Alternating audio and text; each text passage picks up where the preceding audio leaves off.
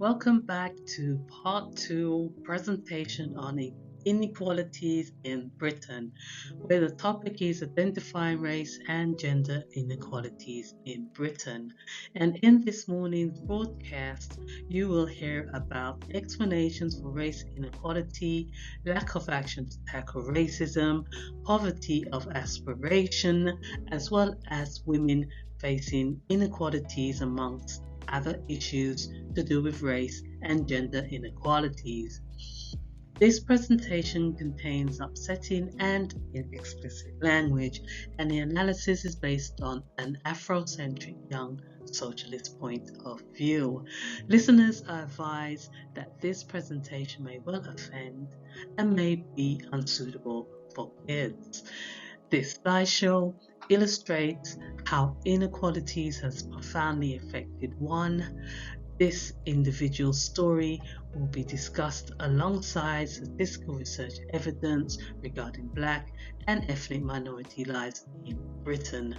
The Black female who we interviewed is a Windrush generation descendant who was born and educated in London, and her story will be included as historical evidence of her own personal experience of racial prejudice and discrimination. However, for personal reasons, she prefers her name not to be revealed. So in this presentation, she'll be known as Kay, and her voice is disguised to protect her identity. This slideshow has been brought to you by Politico Hobo Hub. Discrimination against Black ethnic women in recruitment process are a significant issue that have been documented in various studies. Here are various key points that highlight the challenges faced by Black ethnic women as follows. At the application stage, a study found that white British applicants had to make few applications to get a positive response compared to ethnic minority applicants, indicating a bias as early as the job application stage. Invisibility and discrimination is when women from ethnic minorities, including those working in prestigious jobs, face challenges to gender and racial biases. These challenges are invisibility, discrimination, and harassment, which can harm their career progression and mental health well-being. Invisibility refers to poor professional representation and lack of formal and informal influential networks.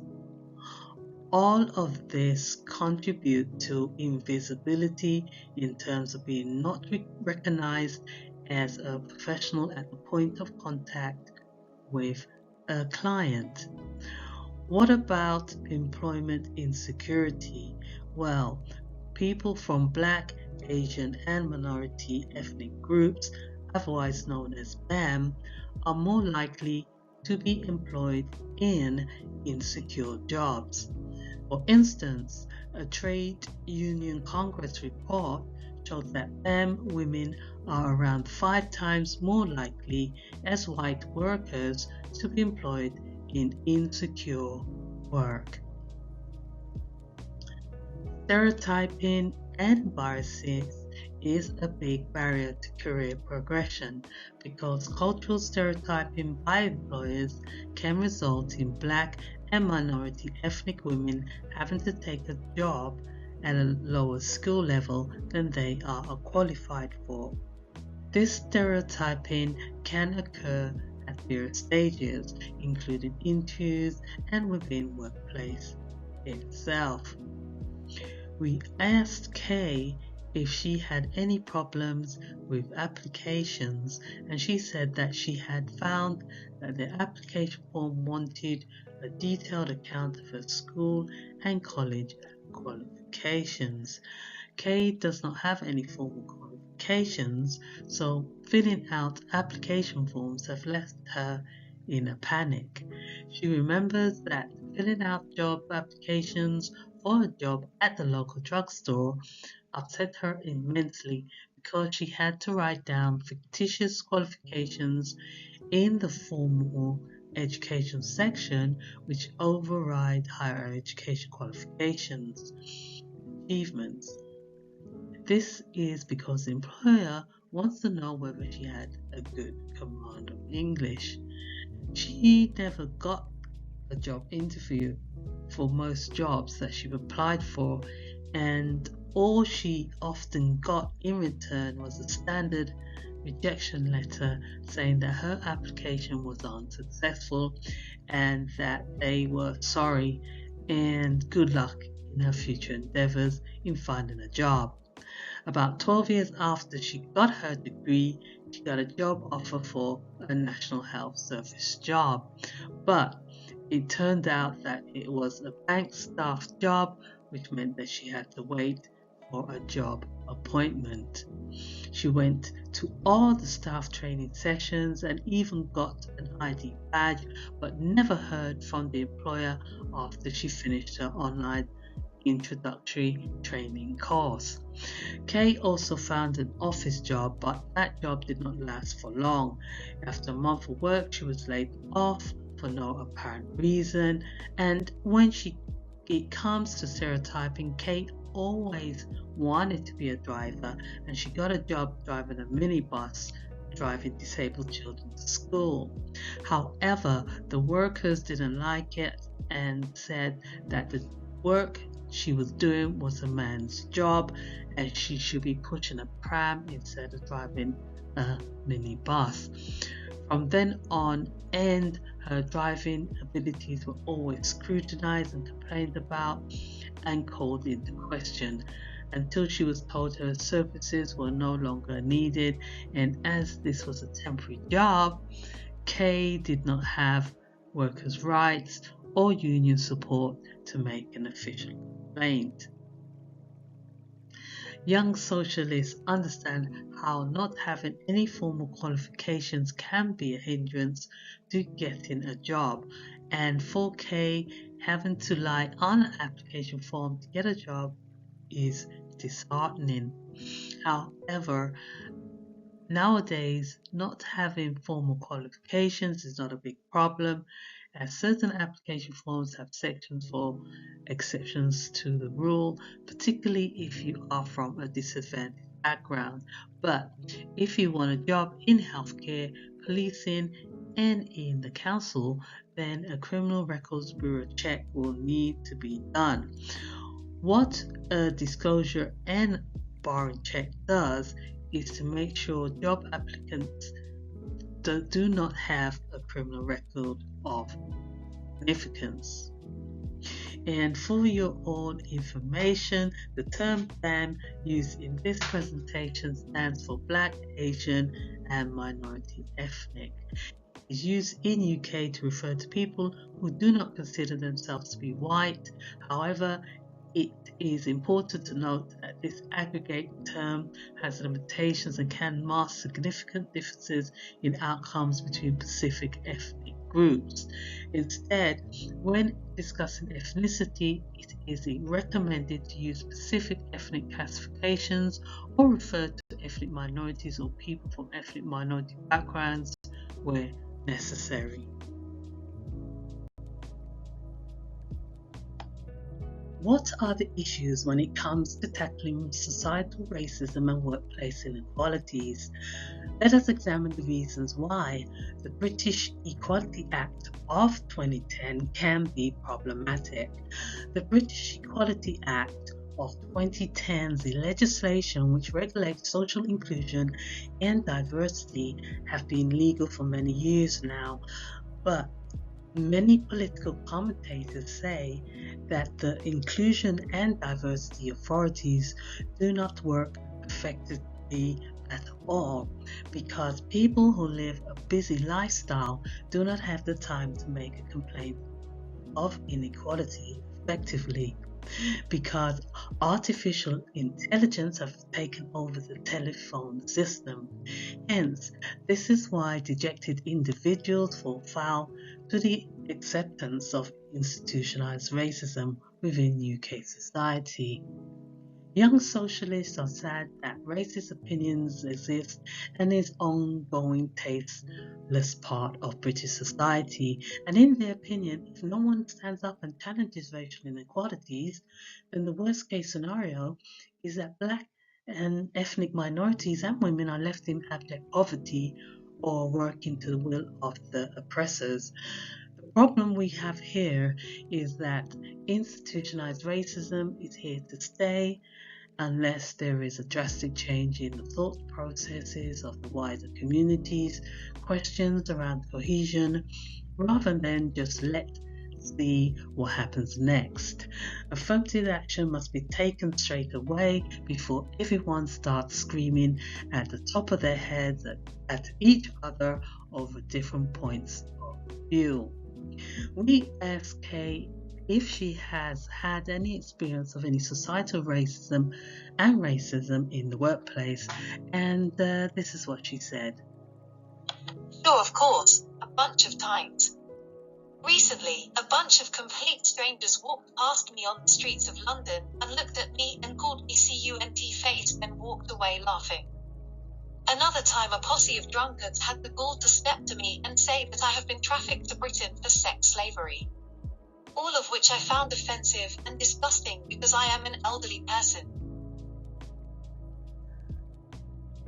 Young socialists asked Kay about workplace racism, and she said,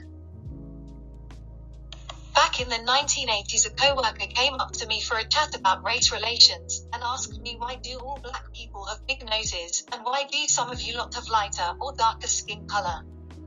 He saw that I was light-skinned and said, I don't like your color, I prefer darker-skinned women. He said black people wear wigs on their heads because they are bald. This conversation upset me immensely, and so I ran off to the loo crying.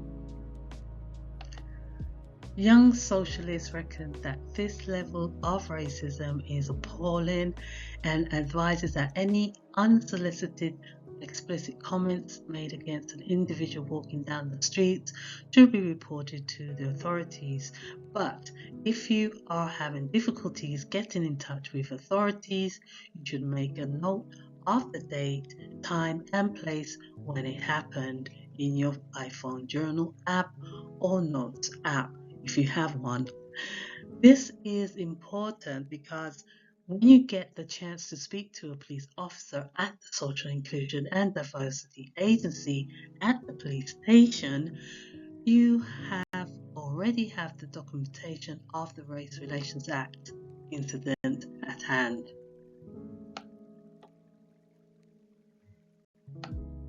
There are consequential pockets of poverty of aspiration in Black, Caribbean or African males, where in average fewer qualifications are reached at school.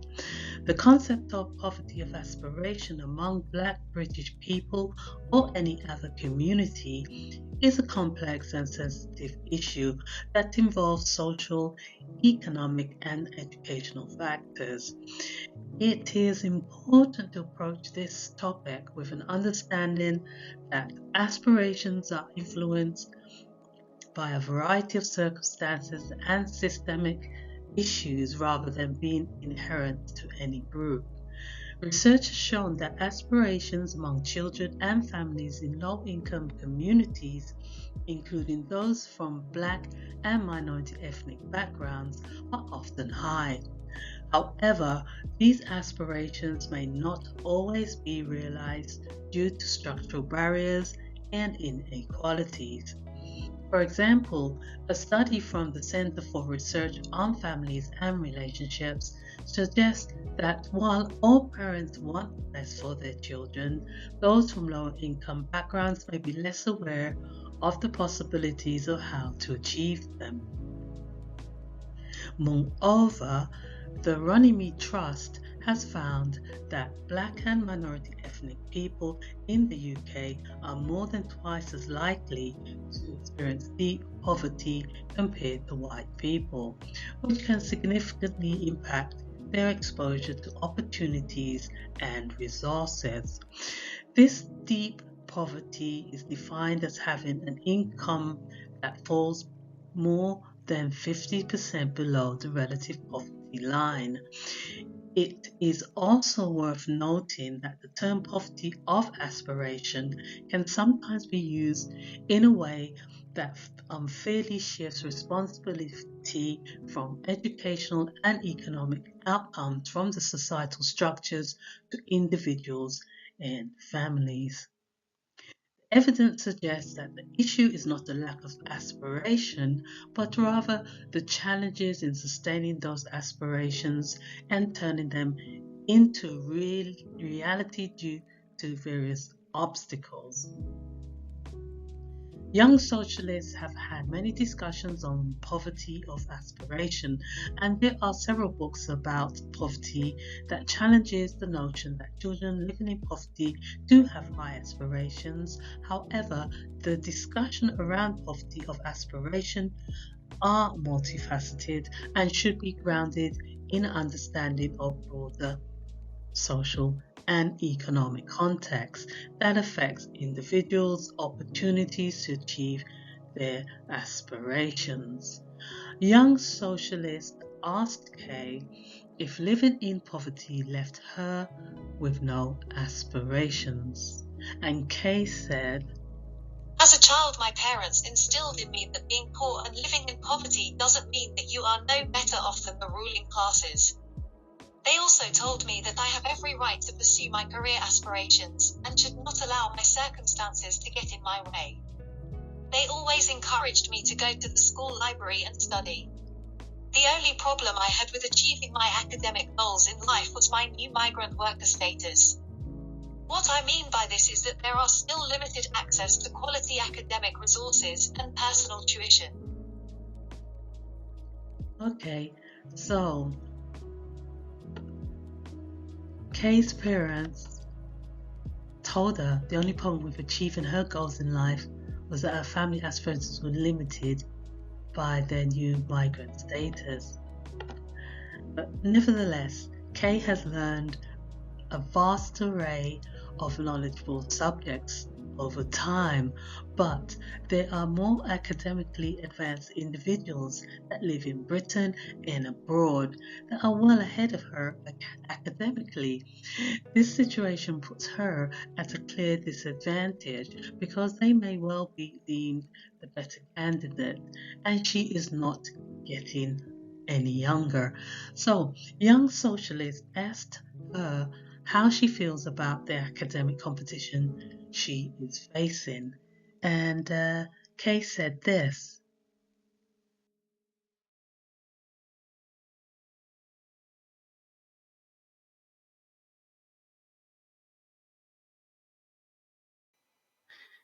And you will hear what Kay has to say after this message.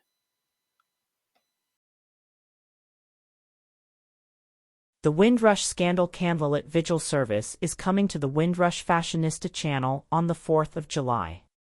The service is about remembering and commemorating the memories of those that have sadly passed away following the injustices that they were subjected to by the government's hostile environment policy. The service is a continuing journey seeking justice and for equal opportunities for the Windrush generation and descendants. Speakers from organizations such as the Windrush National Organization, Friends of Windrush Square, and Justice for Windrush Generations will be amongst the many other speakers in this service of unity.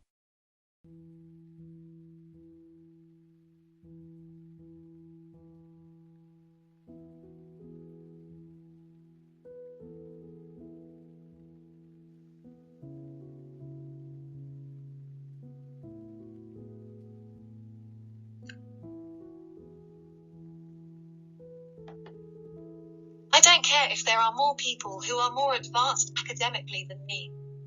I will just keep on applying for jobs until I am no more, because I can still contribute to Britain in a positive way by helping others who are in the same predicament as myself. I may well be self-taught, but I am proud to be a self-taught individual. Young socialists explained to Kay that British businesses have the legal right to bring in someone else from abroad to do a job that they are qualified in. But she wasn't dismayed by this news because she said if she doesn't get the job, then at least she can say she applied for an international job. Way to go, Kay, but inequalities are pushing you back to the bottom of the line.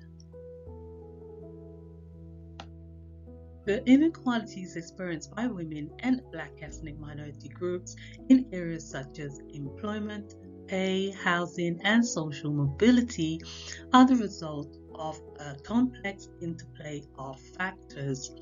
These disparities can be attributed to historical and systemic biases, societal norms, and structural barriers that have persisted over time. So, let us take a closer look at these structural barriers that continue to persist to this day. When it comes to employment, people from ethnic minority groups often face higher unemployment rates. For instance, in 2022, the unemployment rate among white people was 4% compared with 7% for people from all other ethnic groups. When it comes to pay, the ethnicity pay gap is another significant issue. While the gap has narrowed in England and Wales, most minority ethnic groups still earn less than white employees, although Chinese and Indian ethnic groups have a higher hourly pay than white British employees. When it comes to housing, ethnic minority groups are more likely to live in the most deprived neighborhoods. This can affect access to quality housing and associated amenities. When it comes to social mobility is also affected, with evidence suggesting that children from ethnic minority backgrounds face challenges in achieving upward mobility compared to their white peers. Social mobility refers to the ability of an individual or a family to move up or down the social and economic ladder within a society or between generations. And looking at gender disparities, women, particularly those from minority ethnic backgrounds, are impacted by structural inequalities which result in them earning less, being less likely to own assets, and having more responsibility for unpaid care and domestic work. These inequalities are not due to any inherent lack of ability or aspiration, but are largely the result of systemic issues that require comprehensive policy interventions and societal changes to address. Efforts to combat these inequalities include promoting diversity and inclusion in the workplace, implementing fair pay practices, providing equal access to education and professional development, and ensuring that anti-discrimination laws are enforced effectively. Young socialists asked Kay about her bad experiences regarding structural barriers, and she said she's finding it difficult to find employment because of age discrimination. Now, age discrimination is a real issue because recently Kay applied for work at a cosmetology beauty shop and was told her skin looked too old as well as too dark to consult customers on the young look. This discriminatory and prejudicial practice should be challenged because, in the first place, applicants should not be judged by the color or quality of their skin. When examining the pay gap issue, we found out that Kay was offered a high paid job with the National Health Service, but as discussed on a previous slide, the National Health Service had offered her a job but did not contact her to offer her a job position after she had finished her training. So Kay was left to rot on the banking staff island for 2 years. But while she spent 2 years waiting for a job offer, she conspicuously worked voluntarily within a National Health Service setting, and everyone in the department knew she had National Health Service identifiable information card. Kay said that the staff used to allow her to assist the patients with activities and all, but what hurt her the most was when they employed new people in the department and allowed her to continue without pay as if nothing was wrong with that at all. She said it was like my feelings didn't matter at all. And she goes on to say, I was clearly being discriminated against, but I couldn't complain because this might jeopardize my prospects of getting a job offer. I felt like they were rubbing my nose in it because I was the only black girl in the department and they were making me think I should know better. The heads of the department continued to put me through numerous health-related courses, and I passed them all with flying colours. But the crux of the matter came to a head when it was time to be photographed for the High Standards of Excellence Award. I was not invited to attend the photo shoot with the other paid workers, and this upset me greatly because the photograph was going to be used in the clinic's Health Hub magazine. What was even more upsetting was that I had to fill in a criminal record background check, which I found offensive because I am an honest person. This is a bitter pill for me to swallow because if I had a criminal record, then I would not have applied for the job in the first place. it would seem in this situation, Kay was experiencing what is known as a shifting of the goalpost approach. This is where she's being placed on courses instead of getting a direct job offer to keep her thinking that there is a job offer for a non-existent job at the end of the course. But Kay confirms that after acquiring so much knowledge, her co-workers would pick her brains for information and then pass them off as their own intellectual property. Kay was asked about her current housing situation, and she said that at present she is homeless and living in a hostel in a deprived neighborhood. She said that the landlord has had to evict her from her home because of a leak in the ceiling. The place is inhabitable as there is not enough air ventilation to keep the mold and fungus and bacteria at bay, and the water is eroding the electrical cables, which is causing electrical outages. Kay said the other girls in the hostel says she is the victim of a no-fault eviction scam. Now, back in the 1970s Britain, council housing was difficult to obtain for Kay as the housing department would only give homes to women who were pregnant with a baby on the way. Kay got upset when she heard this from the housing officer. When asked why she got upset, she said this. I got upset when the housing officer told me that there were a single mother's housing project because I had terminated a pregnancy the year before, and I was equally angry at the workers at the family planning clinic because they did not tell me that I had the option to apply for a home at the Single Moms Housing Project. Now, I must live with the knowledge of having an abortion without a proper informed choice about it.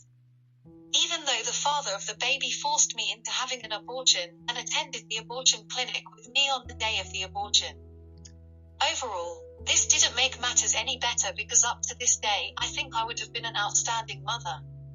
I wonder if I made a mistake by having a termination. The memory of that day often plays out negatively on my overall mental health because I am a childless woman. Often, I would lose track of time thinking about how things could have been like if I had that baby. Furthermore, Kay has found that being a childless Black woman limits her social capacities, and as she doesn't have a partner, conversations can be awkward for her being in a room full of single mothers who are social influencers. So there is a slim picking in that room for her to find a suitable husband. The father of the aborted fetus was asked why he had forced her into an abortion, and he said,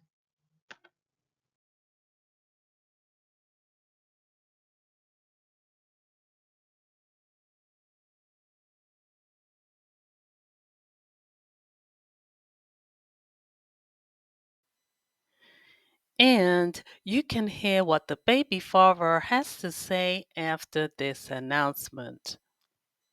The Windrush Scandal Candlelit Vigil service is coming to the Windrush Fashionista channel on the 4th of July. The service is about remembering and commemorating the memories of those that have sadly passed away following the injustices that they were subjected to by the government's hostile environment policy. The service is a continuing journey seeking justice and for equal opportunities for the Windrush generation and descendants.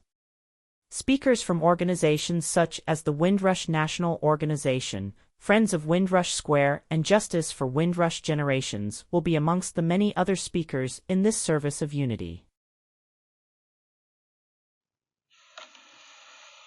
Well, I got scared because it was an unplanned and unwanted pregnancy because I wanted to finish studying. I also had a girlfriend at the time, and I didn't want her to find out about the pregnancy. Come on, man, you know what I mean. You know what happened was that I had the desire to have sex, and so she was willing and able to quench my thirst. Besides, back in the 1980s, if a girl got pregnant, she was called a slapper or a slag by the wider community. Plus, in the 1980s, the birth registry office policy is to record the father as unknown if the woman is unmarried. So, I forced her into an abortion because of all these reasons, which could arguably stigmatize Kay's future endeavors in terms of social mobility. Basically, I did her a favor.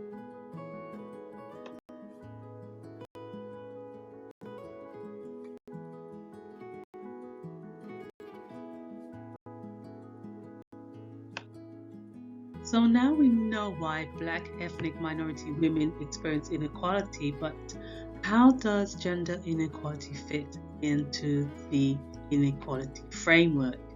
Let us take a closer look at inequality disparities in relation to income, employment, education, housing, health, and social mobility.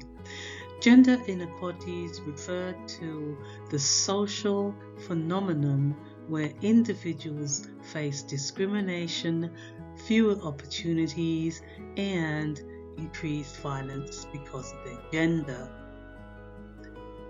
This results in unequal outcomes that negatively affect not only those directly targeted by such discrimination, but also society as a whole. Here are the key factors of gender inequality.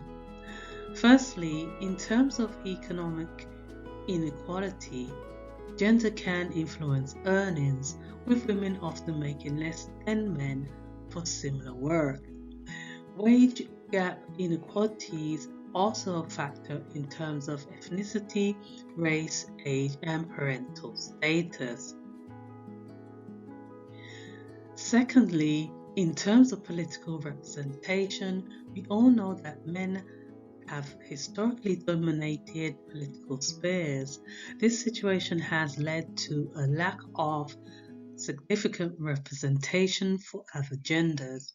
Rectifying this situation would mean achieving gender equality in high political positions, but this could take over a century at the current rate of development.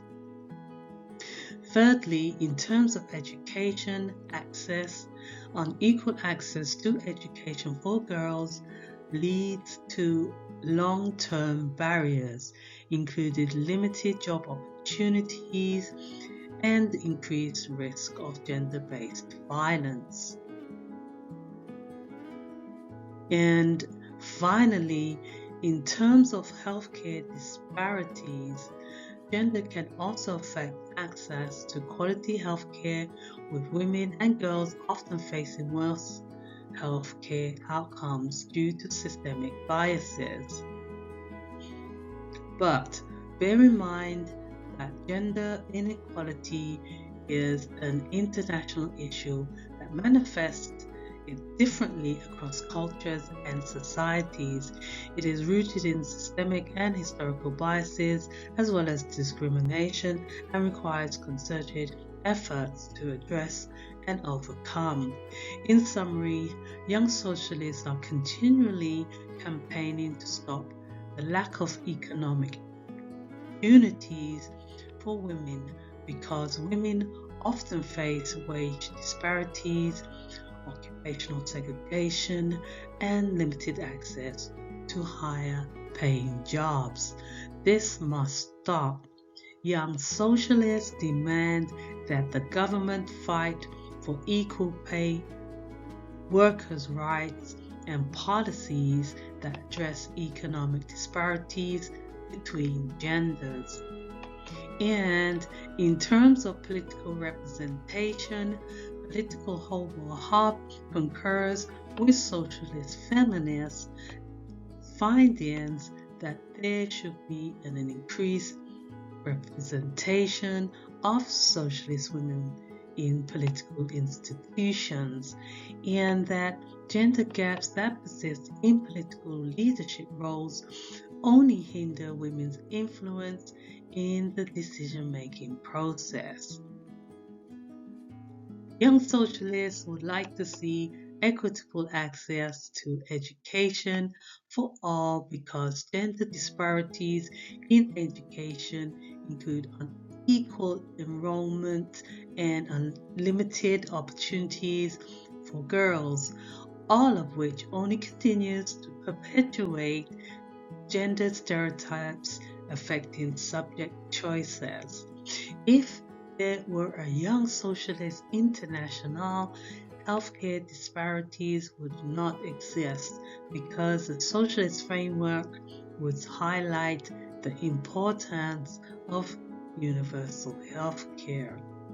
The big issue with gender health gaps is it perpetuates unequal access, reproductive health issues, and biases in medical research and treatment.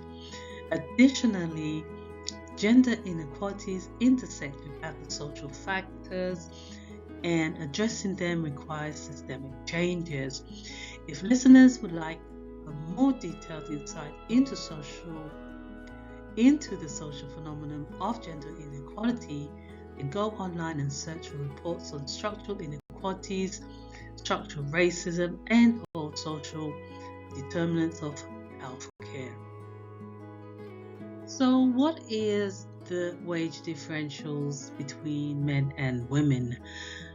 On average, women earn less than men in equivalent employment. The gap between men and women's pay for full-time work was 8.4% in April 2022 compared with 9.6% in 2024. While that was the narrowest difference since the 1997 figures into wage differentials publication, there has been minor changes overall. Since then, the pay gap has remained at around £100 a week.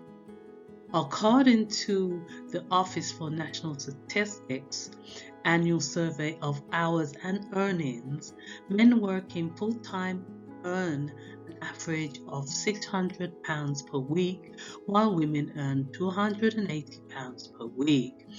Within the Equality Act of 2010, the Labour government planned to force employers to publish full pay details of all employees. However, the government changed these plans to allow companies to publish on a voluntary basis. Women are also likely to have lower pensions and to have alternative sources of income, such as dividends from stocks and shares. Now, Kay has been fighting for a better wage all her life, and now that time is no longer on her side, and she's now urging women to take agency with the wage differences by talking to each other or writing a journal about the reasons why the job they are employed in is so lowly paid, or why they are not getting that high paid job. They should seek out the answers for not having a high paid job, and if they are unhappy, and then they should fight for change. The pay disparity persists despite progress and legislation. However, progress has narrowed these differences, especially among younger workers with comparable educational levels. Women's occupational choices are a major factor in wage differentials because women often choose different occupations from men. Occupations like teaching tend to pay less than engineering roles, which contribute to earnings differences. Now, this is not to say that teaching is not a worthy occupation, but the wages should be higher. In terms of parenthood, mothers face a wage penalty while fathers often enjoy a premium. This is not fair. In summary, addressing gender pay disparities requires addressing these complex factors and promoting equal opportunities for adults in education and in the workforce, which requires a multifaceted approach, including policy changes, societal shifts, and support for women in the workforce.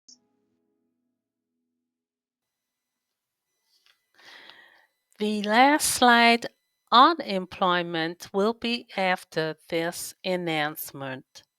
The Windrush Scandal Candlelit Vigil service is coming to the Windrush Fashionista channel on the 4th of July. The service is about remembering and commemorating the memories of those that have sadly passed away following the injustices that they were subjected to by the government's hostile environment policy. The service is a continuing journey seeking justice and for equal opportunities for the Windrush generation and descendants. Speakers from organizations such as the Windrush National Organization, Friends of Windrush Square, and Justice for Windrush Generations will be amongst the many other speakers in this service of unity.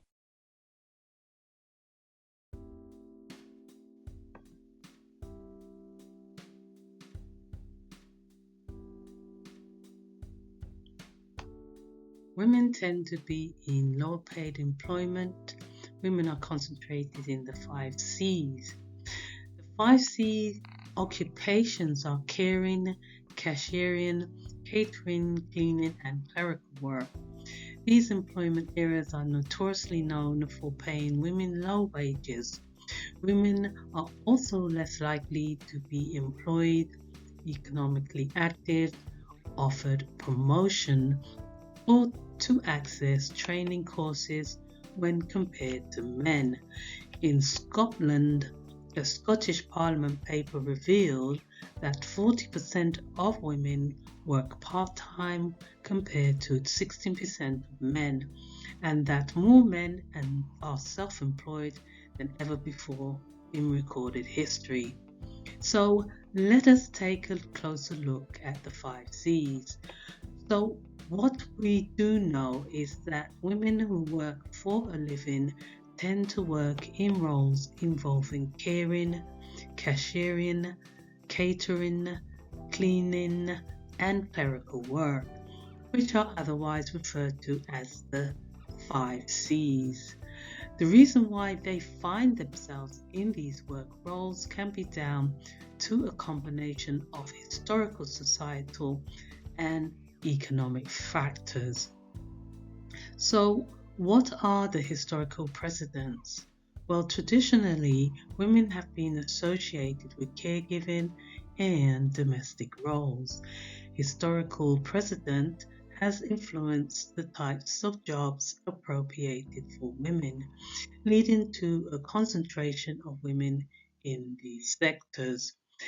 Historical oppressive societal expectations regarding women will be talked about on the next slideshow presentation. But for now, all you need to know is that out of an oppressive societal expectation, a societal norm occurred. This normality ingrained itself into gender stereotypes, which entrenched its way into the very fabric of society, often guided by the expectations of the types of work deemed suitable for women. Jobs within the 5 C's are often seen as extensions of the caregiving and organizational roles women have historically held in homes built for families. This unjust ideology in modern day thought must be held to account and must be stopped. Now, looking carefully at economic factors, the 5 C sectors often offer part-time or flexible working arrangements, which can be more compatible with women's disproportionate share of unpaid care and domestic work. However, these jobs also tend to have lower rates of pay. This is what you need to know about education and training opportunities. Access to education and vocational training may well influence job perspectives, but women might be steered towards certain educational tracks or professions based on gendered perceptions of their skills and interests. In terms of discrimination and bias, discriminatory hiring practices and workplace biases can limit women's opportunities in high-paying or male-dominated fields, funneling them into the 5 C sectors. Efforts to diversify employment options for women and break down gender job segregation involves challenging these stereotypes, promoting equal access to education and training, and implementing policies that support work-life balance for all genders. In summary, the concentration of men in certain sectors has negatively impacted the gender pay gap for women. These sectors are often referred to as the 5 C's: cleaning, catering, caring, cashiering, retail, and clerical work. Women tend to cluster in these roles while men occupy a wider range of jobs. This horizontal segregation contributes to the pay disparity between genders. Additionally, these jobs often lack contracts, paid holidays, sick pay, and company pensions, further exacerbating inequality. What this means in whole is that we need an arsenal of change, and that change must happen sooner rather than later, right? This part of the slideshow on inequalities has come to an end, and on the next Politico Hobo Hub slideshow, there will be further explanations about inequalities in employment, education, housing, health, social mobility, and gender societal expectations, as well as a guest speakers who will be chatting about their own experiences regarding inequality. Finally, if you are experiencing mental health concerns in relation to coming to terms with abortion, you can contact the British Pregnancy Advisory Service, who will provide a safe, confidential, and non-judgmental space for you to talk about your feelings both before and after having an abortion. And the link to the BPAS website can be found in the description box below. Thank you for your time and attention, and farewell for now.